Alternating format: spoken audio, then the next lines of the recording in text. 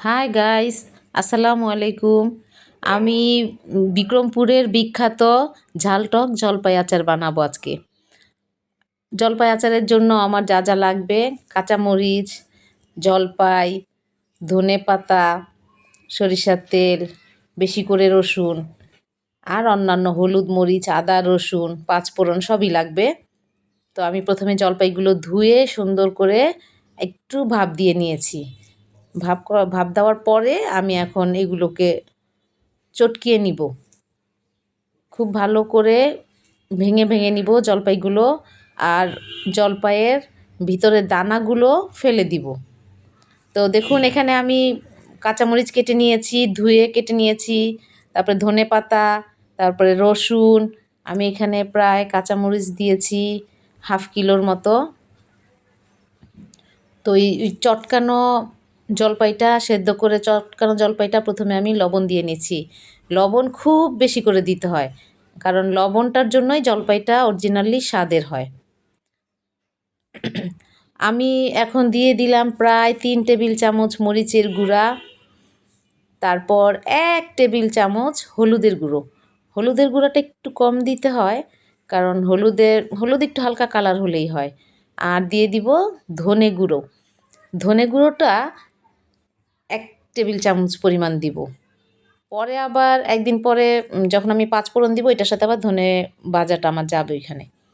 তো এই যে আমার প্রায় হাফ কিলো কাঁচামরিচ কাটা, তারপরে 250 গ্রাম রসুন, তারপরে 250 গ্রাম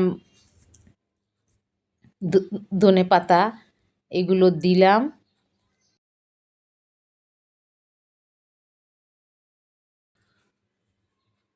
আদা রসুন দিয়ে নিচ্ছি একটু পেস্ট করা।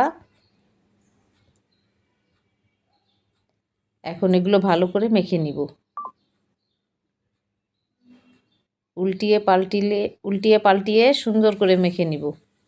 মেখে এই যে আমি সুন্দর করে ট্রেতে আর বোলে করে রোদ্রে দিয়েছি মেলে। এটা প্রায় আমি 2 দিন রোদ্রে দিয়েছি। বেশি রোদ্রে দিতে হয় না জলপাই আচার।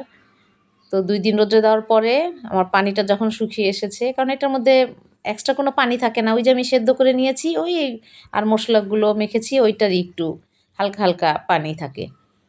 2 দিন শুকানোর পরে বয়মগুলো ধুয়ে শুকিয়ে নিয়েছিলাম। এখন জলপাইগুলো বয়মের মধ্যে ভালো করে নিয়ে নিব। আমার এখানে কিন্তু প্রায় 4 কেজি জলপাইয়ের আচার। আমি বয়মে এরকম করে ঢুকাবো, একদম ভরে নিব না। পুরাটা যদি ভরি তাহলে আবার তেল দিলে উপড়ে পড়বে। তো একটু ফাঁকা রেখেছি তেল দেওয়ার জন্য। তেলও আবার একবারে দেওয়া যায় না, কিছু তেল দিব। এটা আস্তে আস্তে নিচে নেমে যাবে। আবার যখন রৌদ্রে দিব তখন আবার রৌদ্র পেয়ে আর তেলটা একটু উপরের দিকে উঠে আসে। তো এই জন্য তেলও একদমবারে ভরে ভরে দেওয়া যাবে না, একটু কম জায়গা রেখে তেল দিতে হবে। আর এই জলপাই আচারটা আমাদের দেশে খুবই জনপ্রিয় একটি জলপাই আচার। আপনি যদি একটু চিনি দিয়ে করেন, এই আচারটার মধ্যে হালকা একটু চিনি দিয়ে করলে এটা পোলার সাথে খেতে পারবেন।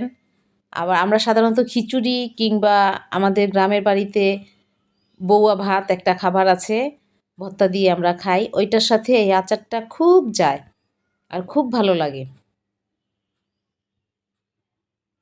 এটার ভিতরে যে কাঁচামরিচগুলো আছে, ওই কাঁচামরিচগুলোর ভিতরে জলপাইয়ের টকটা ঢুকে, তারপরে মরিচের কোনো ঝালই থাকে না।